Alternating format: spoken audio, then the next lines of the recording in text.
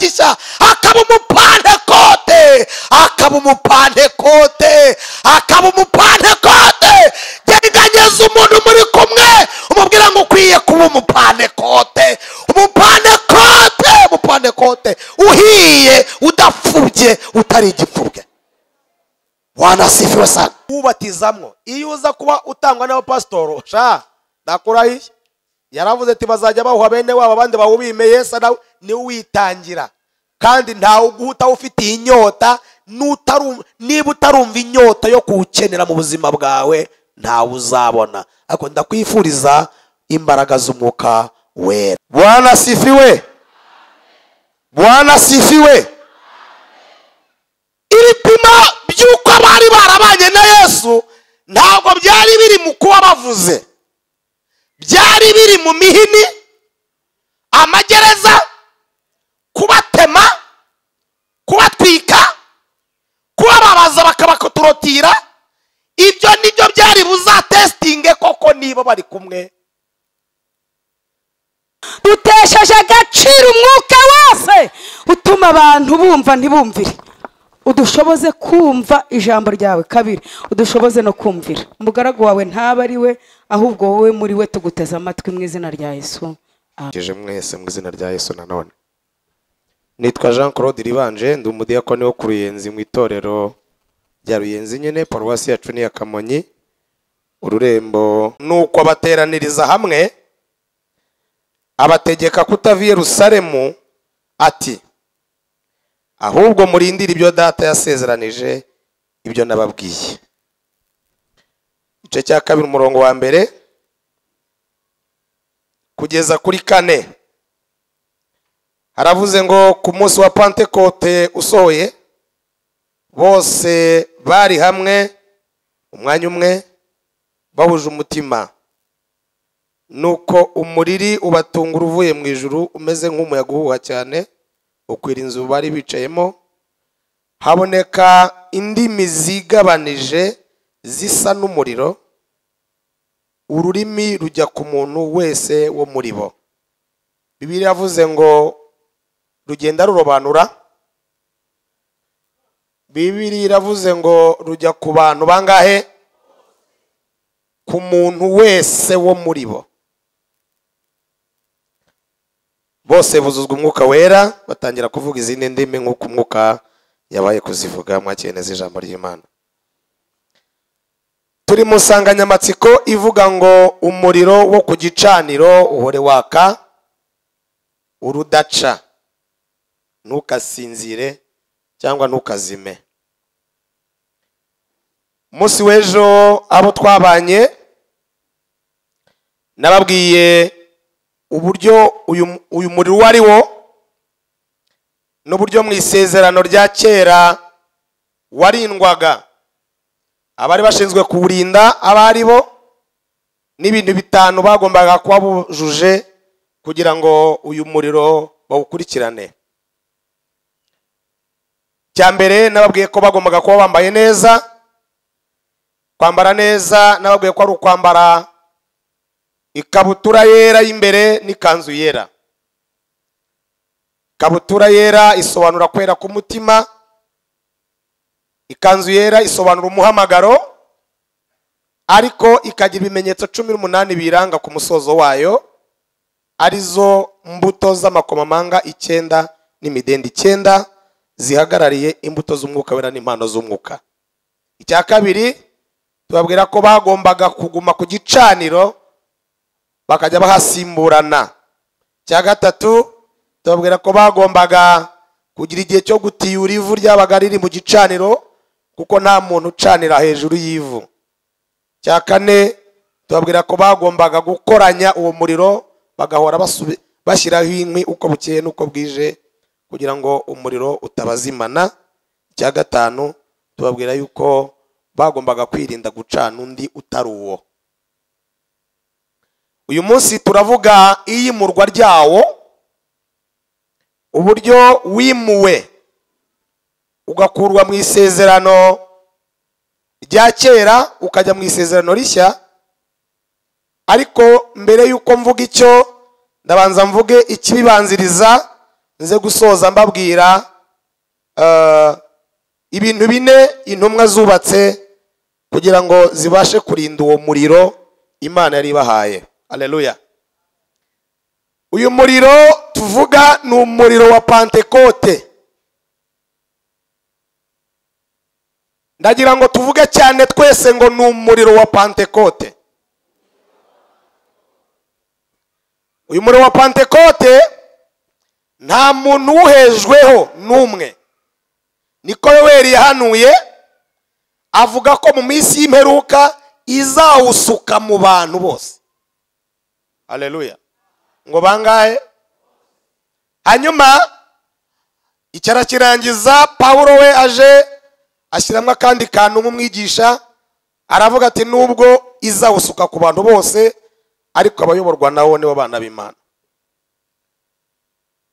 Yesu ashimwe. Yesu ashimwe. Yesu ashimwe. Yesu ashimwe. Yesu amaze kuzuka yiyeretse abigishwa be iminsi 40. Iteka ryose uko yabaga ari kumwe nabo hari ukuntu abigishwa biyumvaga, hari nuko Yesu yumvaga. Abigishwa ba Yesu bakimara kumubona azutse, bakimara kumubona abagarutsemo, bakimara kumubona ari kumwe nabo ari we, bumvaga bashyushye iminwa ibarya, bafite impirita ikomeye yuko abaho uburenganzira bwo kujya kubwiriza ubutumwa bwiza. Bari bashyushye, bumvaga ari fier. Umunsi bamujyana barikingiranye barihisha, ariko bamubonye bumvaga bari fier yo kujya kubwira abantu ko nubwo bamwishe ariko yaje. Iyo Yesu yabaga yabiyeretse bumvaga iminwa itogota, bumvaga ibyarya rwose. Hanyuma Yesu yabitegereza nawe, haleluya, yahuza amaso na Petero akamubona bambye acuritse, yahuza amaso na Yakobo akabona bamuhuye ku rusengero Yerusalemu arasandaye, bahuza amaso na Barutolomayo akabona baramubaze n'inzembe bamukuyeho uruhu, yahuza amaso n'abandi akabona bamwe bari muri gereza barimo barakubitwa umusubirizo. Uko babashyushye ngo bajya kuvuga, Yesu we arimo arabona ibiza gukurikiraho nibavuga. Arangije ngo abateranyiriza hamwe, arababwira ati ibyo gushyuha mube mubiretse, iyo mpirita mbona mufite muyigabanye, nimubanze mwicare hasi mutegereze ibyo nababwiye. Kandi yari afite rezo, yigeze abakoresha stage ari 70, arabatuma aravuga ati ngaho mbaye ubutware nimugende mukiza abantu, ukora ibitangaza, mu izina ryanjye mwirukana abadayimoni, mukiza indwara, muzura abapfuye. Ngo yohereza babiri asigara wenyine. Yesu ashimwe cyane. Tubisoma mu butumwa bwiza bwa Yesu Kristo kuko bwanditswe na Luka ibice 10 guhera kuri 17. Nusoma uzasanga byarakoretse. Raporo bazanye bose yaje ivuga ngo twazuye abantu. Mwigisha ibintu birakaze, amagini ari kutubona kiruka. Mwigisha nukuri turi kugera ku bantu twabakoraho bagakira. Babiri baturutse iburasirazuba ati nimwe mwicaye twumve nabi burengerazuba. bose uko baje batanga raporo ivuga ngo akazi kagenze neza. Arabati murakoze. None se ko mumaye raporo ko ibintu byagenze neza, Satani nabonye umanuka umeze nk'umurabyo we mwamubonye? Baravuga ati ntabwo twamubonye. Icyakoza twazuye abantu, icyakoza abarwayi bakize, icyakoza ibitangaza byakoretse. Arabaza ati jyewe ibyo mwari murimwo sinigeze mbibona, ahubwo nabonye Satani amanuka ameze nk'umurabyo. Baramubwira ati tubabarire icyo ntabwo twakibonye. Stage yose abaha 0. Umuntu mwicaranye mumbwire ngo iyo akazi karangiye Satani aramanuka. Shuro nyinshi tuba mu bintu by'Imana, tukaririmba, tukabwiriza, tugasimbuka, tukitakuma, ariko umuntu ntabone Satani wamanutse. Wamanukiye kuri teremusi umukozi yamenye.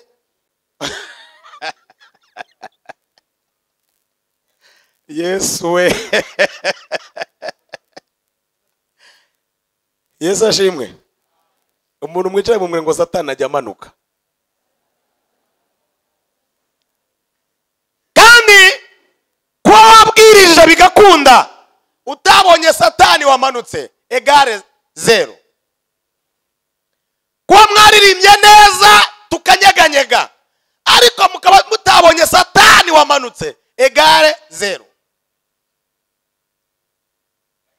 Arababwa ati rero bashaho ibintu byo gushyuha ngo murashaka kubwiriza muwe mubiretse, mubanze mwicare hariya mutegereze ibyo data yabasezeranyije, ibyo nababwiye. Kubwiriza ubutumwa bwiza utarahabwa izo mbaraga n'ukwiyahura. Kuririmba utarahabwa izo mbaraga n'ukwiyahura. Gushega murashaka kuyobora umudugudu cyangwa paruwasi utarahabwa izo mbaraga n'ukwiyahura. Gushega murashaka kujya kuri piano ucurange utarahabwa umwuka wera n'ukwiyahura. Iyi korari mwabonye iririmba neza, numvise nanjye nakwiyandikisha bakanshyiramo, ariko ibyabo bimenye ugezemo.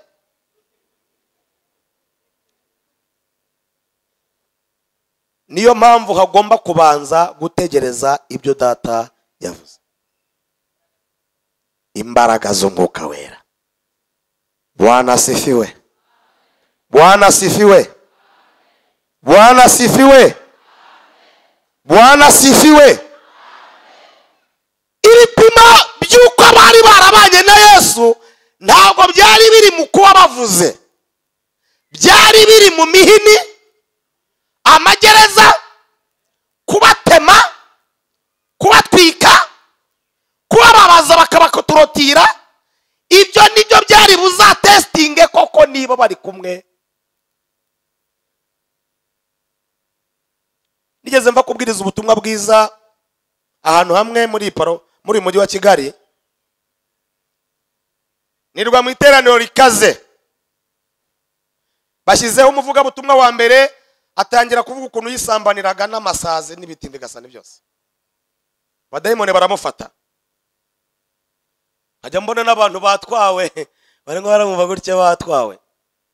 Mbwira umuyobozi n'idini iteraniro ryaje nk'amashitani atari kuzi ko ari byo. Ashyizeho wa kabiri atihagara ku ruhimbi yumva ishoka ngo ikintu kimukubitiye hano kirasatura inyuma, ahita asenga tuwiteka bane namwe nijye wari usigaye. Nese kuje utabwirira arambwa turabimenye uhageze. Umuntu mwicaye mu mwenge ibidupima ntabwo biri hano.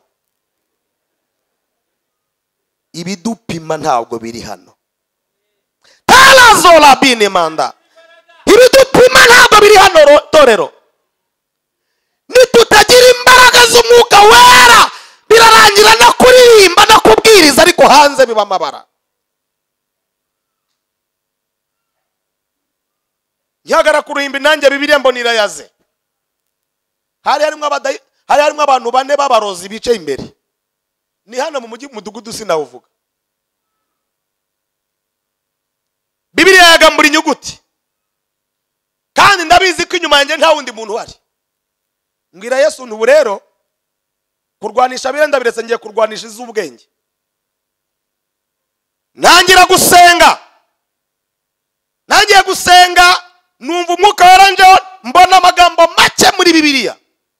Ndayasoma imbaraga ziraza iminota nka 20 ndanyirwa nayo mashitani muri 30 imbaraga zabo ziramenaguritse. Mama gabihana haza nibo baje bonyine. Barongo twaje hano twebwe dufite misiyo yo gutesha umutwe iriteraniro. Atarika kakagabo banza gafite Imana ikaze, Imana yako iratuzahaje. Bara abayisilamu. Nahashima Imana hari umuntu nemaze kwibwira mu kanya. Ngeze mu rugo nsanga Satani yamaru. Donc igihe jewe narindi mpangana na mapepo, Satani yamanukiye mu rugo iwanjye kare. Ameze nk'umurabyo. Nyinjira mu muryango neza nyinguye n'imigati nzaniye abana nayo urute nsanga gakobwa gacutse kimenya hisafure y'amazi ashyushye.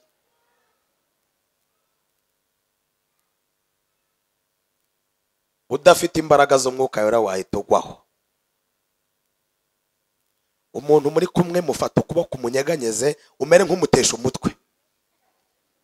Umubwire ngo nutagira imbaraga z'umwuka wera imbere hano ntabwo uhanyura. Hano hirya ntuhaca. Ntabwo uhaca. Yesu we. Ndavuza nyuma y'amezi 2 umwana barakize. Nsubira ahantu naye navuye gushima. Mvuye yo gushima daimoni irongera Satani arongera amanuka. Nagiraga data wacu umwe. Abandi bose barashize. Niwe nafotaga nka data bamwiciye umugore muri jenoside n'abana 6. Ni umuntu wowe niwe nereberaga mu ishusho ya data namureba nkanezerwa. Bamamagara ngeze mu muhanda neza nyiva gushima Imana bati so wanyu bamuroze saa 12 apfuye saa 12 n'igice. Ngo bamurogeye mu isegereti. Njya gushyingura. Ngo bucenge butere ingoma. Mvuyeyo ngeze mu rugo nsanga agakobwa kandi kahiye. Abana bagahiritse mu mungoti kaguriye akaboko karacika. Ndashaka kobaza Satani ajya amanuka cyangwa nta manuka. None se yamanutse uvuga indimi.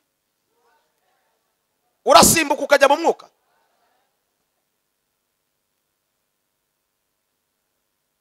Bwana asifiwe.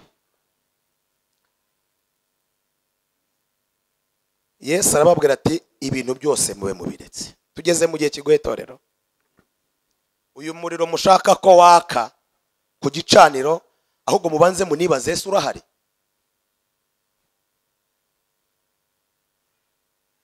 Wenda waba warazimye tugahembera. Ariko ushobora no kuba ntawo. Ejo nababwiye ko winjira mu rusengero ugasanga biranditse no ku ruhimbi haniza ngo umuriro ku gicaniro hore waka ku gicaniro. Wahagera ugasanga ntawo cyakoza biranditse. Tugeze mu gihe umuntu ajya baririmbye. Munkurikire neza. Umuntu ajya muri Yorodani ajya gusaba amazi muri Yorodani yarabandikiye ngo arabashaka. Namwe mwana mubwira ati jya muri Yorodani uhituza. Jya muri Yorodani uhituza. Akava muri Yorodani ajojo w'amazi mubutereka mu ijwi rya kabiri, mu ijwi rya mbere, mu rya gatatu n'irya kane, atarigeze yuzura umwuka wera, akaza guhangana n'amagini mufite namwe ntimworoshye. Agatangira kumenya ibibabamwo, agatangira guhangayika, intambara zatangiye gukubitana ngo yego ngo n'abarokore se yagiye amadahawe ibikwiriye, yagiye amadahawe ibyasezeranijwe. Ngo amenye imbaraga z'Imana azaresiste igihe azahura n'amakuba umuhamagaro. Murangurikiye neza. Nigeze ngiriyerekwa mbona abantu 3 ngo bari bagiye mu ivuga butumwa. Mbona umuntu umwe bari abantu b'igitsina gabo, mbona umuntu aragiye muri dusha roze amaze koga ajya mu cyumba arisiga, akimara kwambara ikabutura mu cikopa y'imbere. Uyu munsi ubwo naba mbigize ibitagatifu kuko mu cikopa bari nini yari yambaye ikariso. Mbona rirutse na Bibiliya ngo agiye mu materaniro. Mu izina rya Yesu. Mbona wa kabiri agiye muri dusha roze arambaye, amaze kwambara asohoka nta nkweto pfa, mbona nawe aciyeho.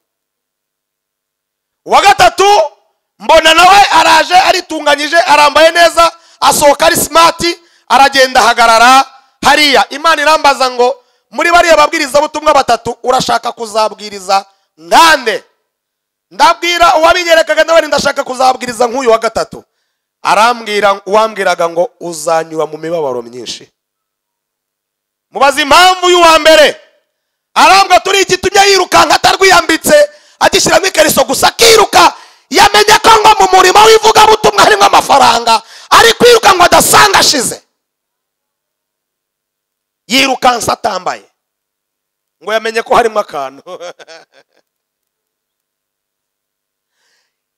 Arambwira atariko nubwo agiye afite ibibazo kuko azagera mu nzira ahura n'imbeho. Imbeho muri uyu murimo irimo cyangwa ntayo? Kabiri, azahura n'amahwa mu nzira arimo cyangwa ntayo? Ambwira ibibazo uyu muntu azagira, mugirira impuhwe, agahinda karanyica. Imana irambwira ngo kandi aragiye ntabwo wamugarura, afite inyota yo gukira vuba, arashaka kubona ye. Ubundi mu gisirikare abantu bakoze igisirikare, iyo ugikoze ufite inyota yo gukira upfa vuba. Nibyo byatumye akana arimbuka. Muraho neza. Wa kabiri irambwira ngo dore nari nkimutunganya ariko agiye ntacyo mubwiye.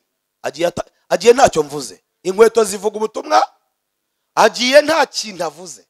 Azahagarara hano ababwire ko yari imiceri y'abasemati, ababwira imyenda yambara, ababwira imbere, ababwira amazu yabayemo, ababwira abantu bamusuhuje, abamuhobeye, abamuhaye amadolari, abamuhaye amayero, arangiza abasengere yitahire. Ntacyo agira, azivuga. Ntacyo afite. Umuntu muri kumwe mumbwire ngo gahunda no kubanza kwakira ibyasezeranijwe. Mbere yo kujya muri korari, mbere yo kudiyakona, mbere yo kuba mwarimu, mbere yo kuba pastori, mbere yo gushaka kuba umushumba, mbere yo gushaka kubwiriza, mbere yo gushaka guhanura, habanza kwakira ibyo Kristo yagize gute yasezeranije. Dore Imana yaje cyubahiro. Haleluya. Paulo igeze agera muri Efeso, ngo agwa kubigishwa ba Yohana bari ngo babwiriza byashyushye. Arabitegereza abona nta kantu, abona ntabwo ari uru, ni kwa kundi umuriro ubugira urya. Iyo bavuze ngo ni ururimi rw'iki? Bareba Petero yareba ku gahanga ka Yakobo agasangugiza ute? Yesu ashime. Yesu ashime. Bareba naho bose bakabona ku mitwe bimeze bite? Mwavuze ngo amen. Mwavuze cyane ngo amen. Mwavuze cyane ngo amen. Barawubona umuriro buri muntu wese ngo kimara kumugwaho ahinduka undi. Umwuka wari yaje mu itorero. Haleluya. Abantu bahinduka abandi. Nasabye umwuka wera nyamara kubatizwa mu mazi menshi. Muri 1995 nyamara kubatizwa mu mazi menshi. Umunsi umwe nari mu iteraniro, umwana w'umukobwa atari ko arasaba ngo hari ibanga ry'abizera, hari ibanga ry'abizera mu mbaraga z'umwami Yesu, burya hari ibanga ry'abizera. Ako murakazi ni akarimbo ka mbere y'indege.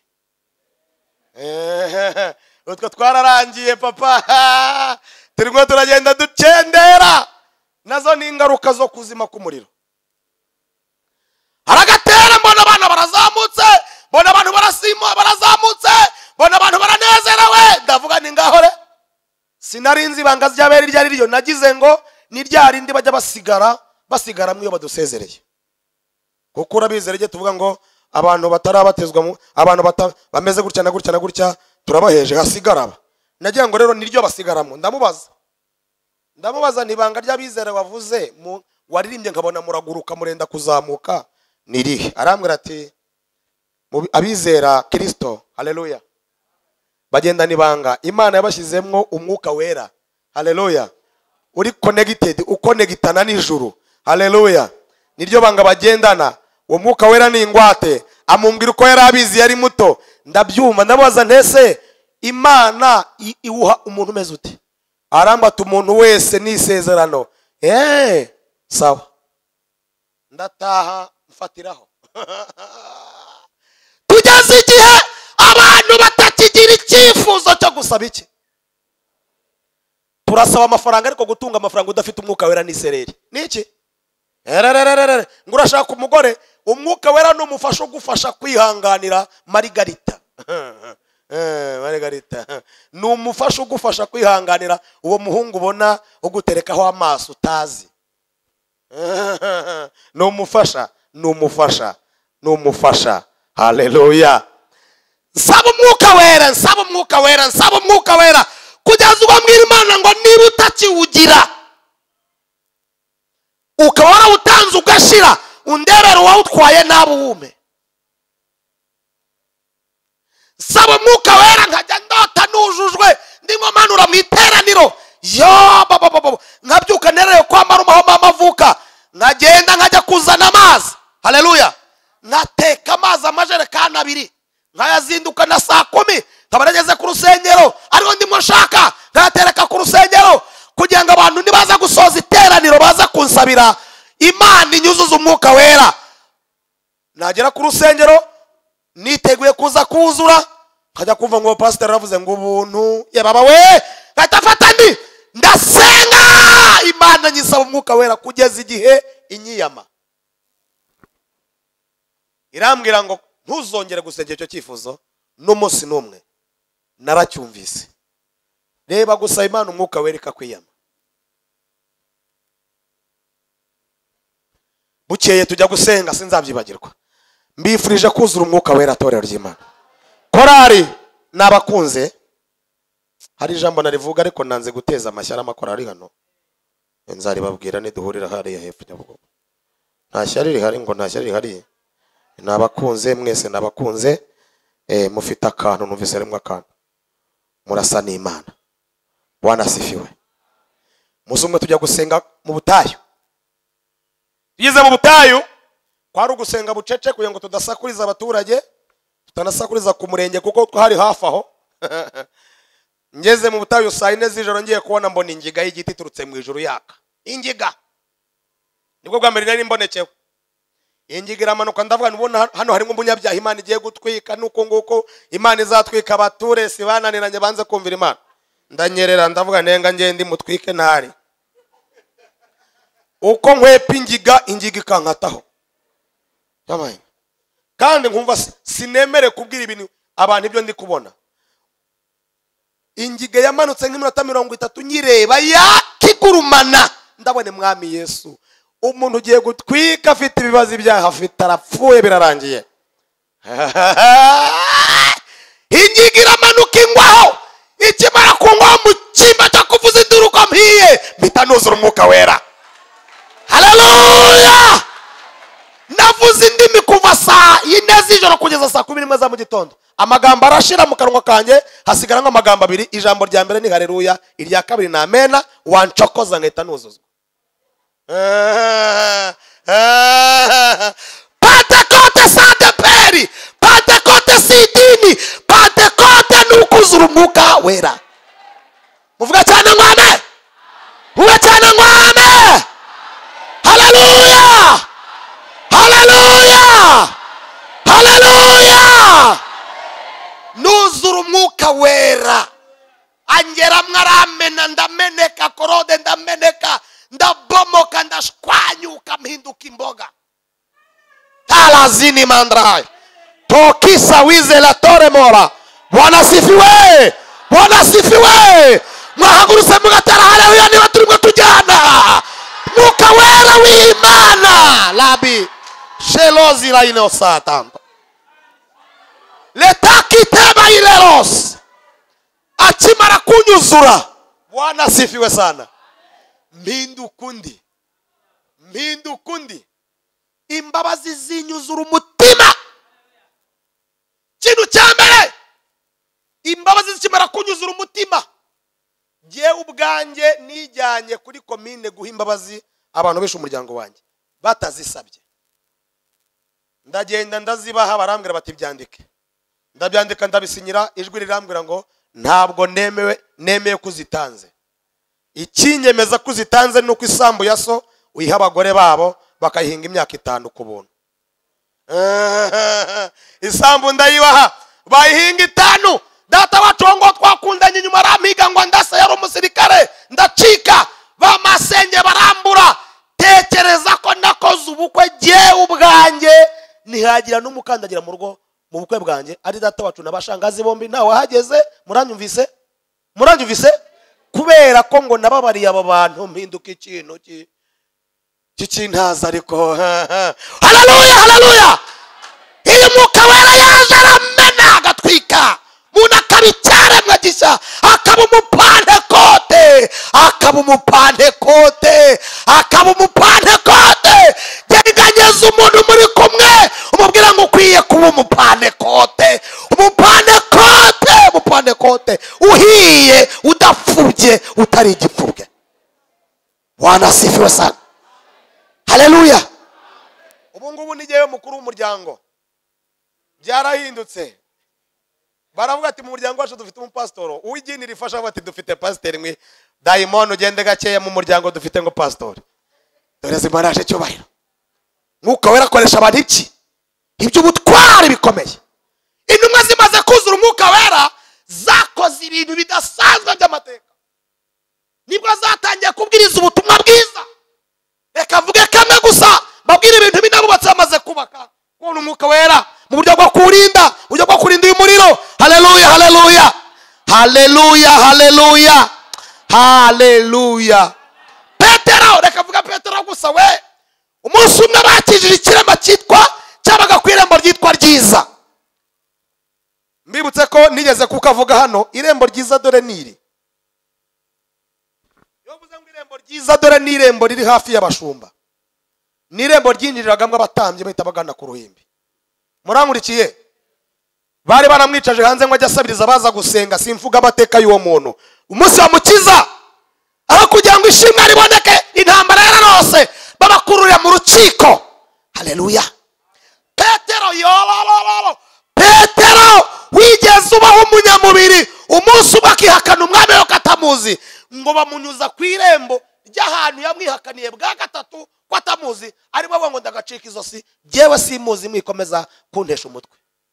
Ngo barahamunyuza, iryo baraza yanyuzeho ngo barimunyuzaho bagiye kumubaza ibyo yakoze mu izina ry'uwo yihakanye. Ngo hageze aravuga ngo ahwi, mbonye opportunité, mbonye amahirwe yo kujya gukuramo nagiriye aha hantu, mbonye amahirwe yo kujya gukuramo ishaka y'ubugwari nagiriye hano. Ngo baramubaza bati n'imbaraga ki n'izina kiryabahaye gukora biriya? Aravuga ati mubimenye mwese yuko ari wa wundi mwishe mukamubamba, niwe waduhaye imbaraga zo gukora biriya. Si twebwe twabikoze, ahubwo niwe wadukoresheje ubwo butwari busa butyo. Ngo barabakubita ariko ngo bataha baseka. Iyo wuzuye imbaraga z'umwuka wera, ibigeragezo bikunyuraho ku rwego rumeze ngo kugukubamaga, rukagusiga ukeye ufite guca mu maso. Ngo bageze aho bari bagenzi bo bari ngo bababwira ibyabayeho, ngo n'ukuntu basogongeye ku mibabaro barenganyizwa Kristo. Ngo bose buzura umwuka wera, ngo banezezwa n'icyo ko barenganyirijwe Kristo. Ngo baranezerwa. None barakuvuga ngo uzarivamo ngo wegire ngo murindi. Uzajya murindi saho batagira iminwa ni hehe wamuyobewe? Hao ngo nzigira hariya ngo niho uzavaho bakuvuga ujyaho bagucuranga.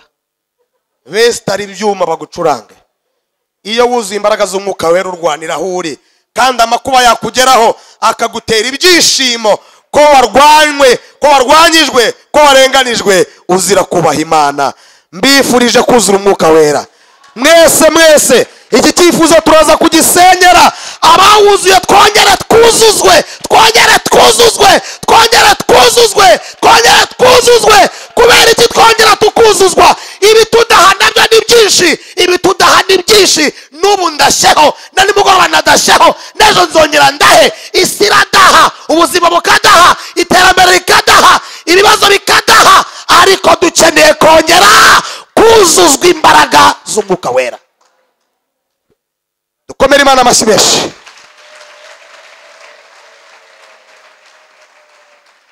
Bamaze kuhabwa bakoze iki? Dusoze. Bintu bine bubatse mu rwego rwo kurinda uyu muriro wa Pentekote Imana yari icanye mu itorero. Ibice bibiri, murongo wa 42. Igice cya kabiri, murongo wa 42 byakozwe n'intumwa. Haravuze ngo bahoraga bashishikariye iby'intumwa zigishaga, bagasangira ibyabo no kumanyagura umutsima no gusenga.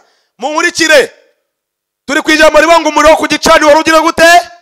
Waka. Ngibi bintu bine mu isezerano rishya bibumbatiye ubu bubyutse twifuza mu itorero. Icya mbere ngo bahoraga bashishikariye iby'intumwa zigisha. Icya kabiri bagasangira ibyabo. Icya gatatu bakamanyagura umutsima. Icya kane bagasenga.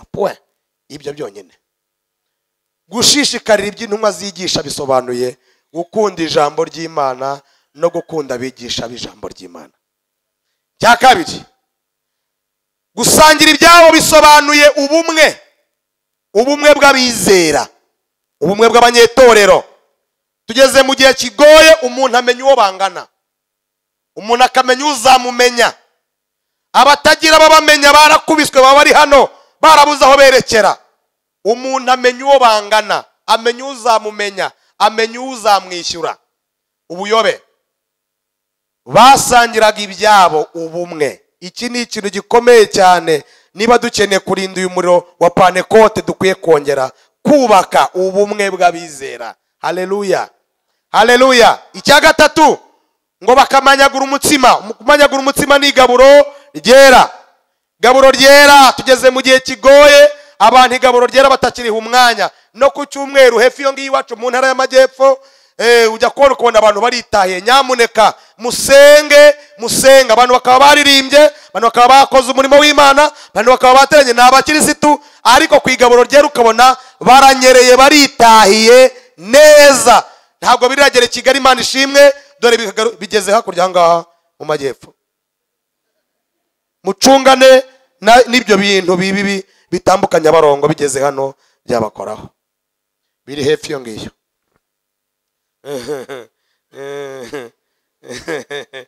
Igaburo ryera ntabwo narivugaho, unmerutse kurivugaho hano, ntabwo twavaha. Yesu turamwihakana neza. Iyo ufashe agashakoshi kawe ukanyerera tugiye kurya Yesu bizi, uba wihakanye Yesu. Ubugize ute? Uba wihakanye Yesu. Iyo ufashe envelope yawe n'ishakoshi yawe na Bibiliya yawe ukanyerera twara bitangaje ubizi ukigendera ku igaburo ryera, uba wihakanye Yesu. Ukuri kwa Bibiliya nta mpamvu n'imwe ikwiye kukubuza kwegera igaburo ryera. Irahari ngo muyimbwire? Irahari? Ntabwo mwansubiza kuko mwebwe nta kibazo mufite. Nibiri mu Majyepfo nzabibaza bo mu Majyepfo. Gaburo ryera turya Yesu. Turya nde? Turya Yesu neza, tubyumvikanyeho. Tugize gute? Ni nayo mpamvu duheza abantu bose tudafitanye nabo gahunda kugira ngo batazatuvamwo.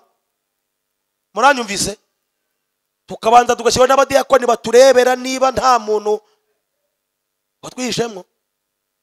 Bakajije batuma abashitsi badusuye ku igaburo, naho ni tekinike kugira ngo bamenye ko nawe urimwo. Iyo tumaze kukubona pastor avuga ati murebe uwo mudiyakoni muganirize hanze, abamubwiye ngo nimugera hanze mubwire ahita akomeza yigendere. turijyaho tubiziranyeho, ni ibintu twasinye ko tuzajya turya Yesu ku mugaragaro. Bamuzana mu myenda yera bakamutegura imbere yacu neza, tukabihuza tukabyemeza tukamurya. Nta bantu basangiye umuntu bashyamirana, nta bantu basangiye Yesu bahangana. Dufitanye igihango kitatwemera guhigana, kitatwemerera kuzana amaca. Dufitanye igihango cyo kurya umuntu. Nibaza kuba ntagira ababyumva bo hanze bakagira ngo mwamuririye hano mu mubwire ati nta wundi muntu turya ni dusangira Yesu wese. Kirazira kikazirizwa. Nta bantu basangiye Yesu bahigana, nta bantu basangiye Yesu basebanya, nta bantu basangiye Yesu bashyamirana. Ni amashitani, ni amagini, ni amabara, ni amakokoro.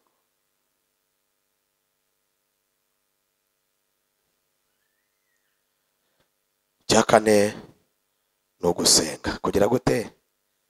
Umuriro wo ku gicaniro urindishwa ibyo bintu mu isezerano rishya. No gukunda ijambo. Tugeze mu gihe, ndashoje, tugeze mu gihe ijambo ry'Imana rwose reka.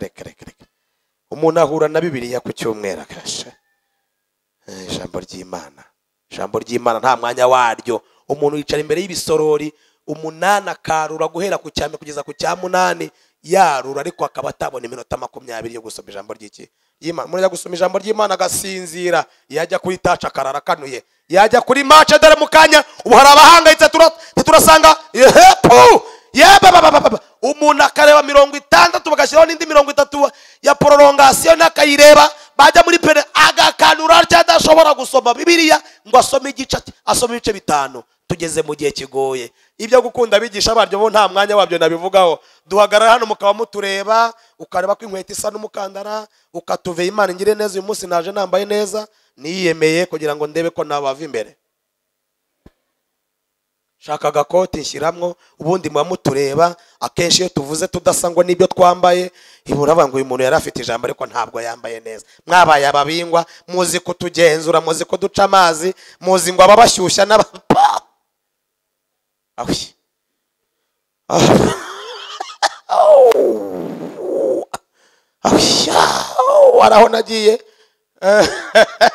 Araho nagiye bandumiye, nari ntarabyibuha Imana yatarata, ariko Imana itanga no kubyibuha mu yimera icyubahiro rata.